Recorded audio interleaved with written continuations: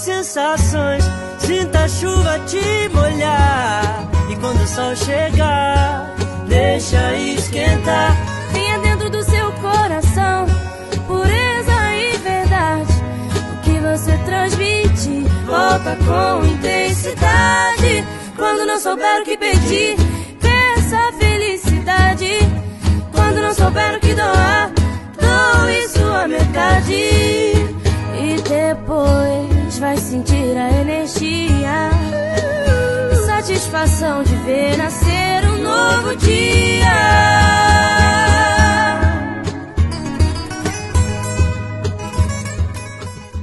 A energia, como foi? Surreal. É uma energia que, assim, só quem tá lá em cima, com essa responsabilidade toda que tem. Então é pesado. Qual o seu desejo para 2020? Tocar e ter muita saúde pra conseguir fazer tudo isso.